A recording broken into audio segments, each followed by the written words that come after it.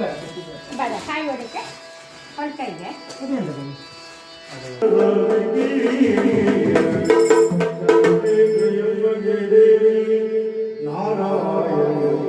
ನಮೋ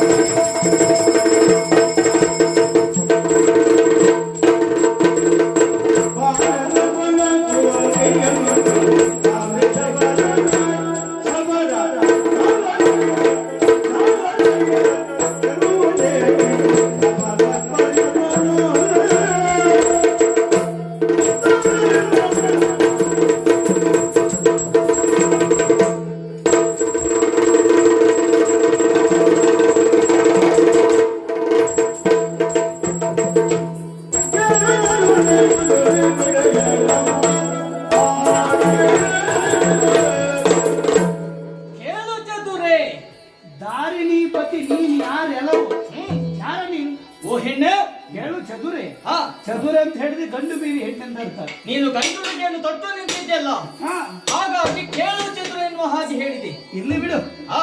ಓ ಹೆಣ್ಣೆ, ನಿನ್ನ ಅತ್ತ ಇತ್ತ ಸುತ್ತ ನೋಡಿದರೂ ಕೂಡ ಜನರೇ ಕಾಣ್ತಾ ಇದ್ದಾರೆ. ಇವರೆಲ್ಲ ಶಬರ ಪಡೆ, ನಮ್ಮ ಪಡೆ ಗುಡ್ಡು.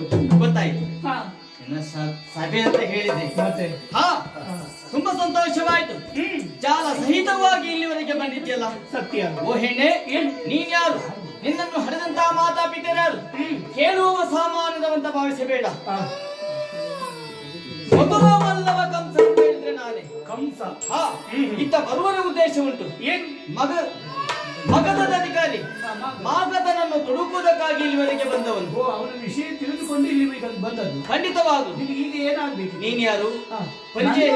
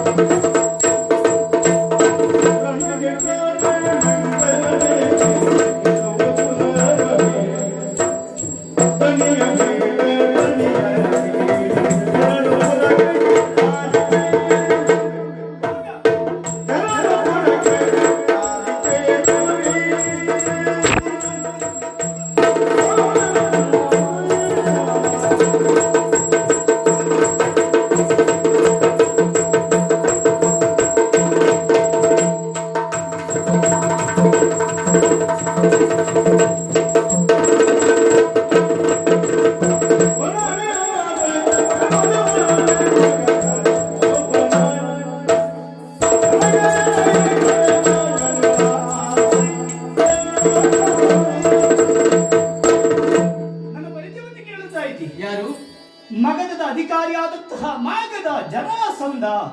ಅವನು ಬೇಡ, ನೀನೇ ನೀನ್ ಮಗಧ ಬಿಡುವುದೆಂತದ್ದಿಲ್ಲ. ಪ್ರಾರಂಭ ಆಗುವುದೇ ನನ್ನ ಪರಿಚಯ ಅವರಿಂದ. ಕಾರಣ ಏನು? ಏನು? ಆ ಜರಾಸಂಧನ ಮಗಳು ನಾನು. ಜರಾಸಂಧನ ಮಗಳ ನೀನು. ನಾನೊಬ್ಬಳೇ ಅಲ್ಲ, ಮತ್ತೆ ನನ್ನ ತಂಗಿ ಪ್ರಹಸ್ತಿ ಇದ್ದಾಳೆ ನೋಡಿ. ಆಸ್ತಿ ಹಾಗೂ ಪ್ರಾಸ್ತಿ ಎನ್ನುವುದಾಗಿ ಇತ್ತ ಬರುವನೇ ಉದ್ದೇಶ. ಯಾಕಾಗಿ? ನಮ್ಮ ಶಬರ ಪಡೆಯನ್ನು ಕೂಡಿಕೊಂಡು ಮೃಗಬೇಟೆಗಾಗಿ ಬಂದದ್ದು. ಇದು ಕಿರಾತರ ಪಡೆ. ಯಾಕೆ? ಯಾಕೆ? ನಾವು ಕಲಿತಂತಹ ಕ್ಷಾತ್ರಿಯೋಚಿತವಾದಂತಹ ಯುದ್ಧವನ್ನ ಮೊದಲು ಪ್ರಾಣಿ ಮೇಲೆ ಪ್ರಯೋಗ ಮಾಡುವ ಅಂತ ಹೇಳ್ತಾ ಇದೆಯಲ್ಲ. ಯಾವ ಹೆಣ್ಣು ಮಕ್ಕಳೇ ಆಗಲಿ ಅಮ್ಮನ ಪ್ರೀತಿ ಮಾಡ್ತಾರೆ ಕಡಿಮೆ, ಆದ್ರೆ ಅಪ್ಪನ ಬಗ್ಗಾಗಿ ಬಂದ್ರೆ ಹೆಣ್ಣು ಮಕ್ಕಳು ಬಿಟ್ಟುಕೊಡುವ ಪ್ರಸಂಗವೇ ಇಲ್ಲ. ಅಪ್ಪನಿಗೆ ಮಗಳಂತ ಹೇಳಿದ್ರೆ ಪ್ರೀತಿ. ನೀನು ಸಿಕ್ಕಿದ್ದು ಒಳ್ಳೇದಾಯ್ತು. ಯಾಕೆ? ಮಗಳ ಮೂಗನ್ನು ಹಿಡಿದು ಎಳೆದ್ರೆ ಮುಖ ತಾನಾಗೆ ಬರ್ತದಂತೆ ಅಂತ ಹೇಳಿದ್ರೆ ನಿನ್ನನ್ನು ಬಂಧಿಸಿದ್ದವುದಂತಾದ್ರೆ ನಿನ್ನ ಅಪ್ಪ ಬರ್ತಾನೆ. ನಿನ್ನ ಅಪ್ಪ ಎಷ್ಟು? 99. ನಾನು 100 ಮಾಡುವುದಕ್ಕೆ ಹೊರಟದ್ದು. ನಿನ್ನ ಅಪ್ಪ ಒಬ್ಬನನ್ನು ಗೆದ್ದೆ ಅಂತಾದ್ರೆ 100 ಗೆದ್ದೆ ಎನ್ನುವಂತಹ ಬರ್ತದೆ. ಆಗಲಯ್ಯ, ಅಪ್ಪನನ್ನ ತುಡುಕುವುದಲ್ಲ, ಪ್ರಥಮವಾಗಿ ನನ್ನಲ್ಲೇ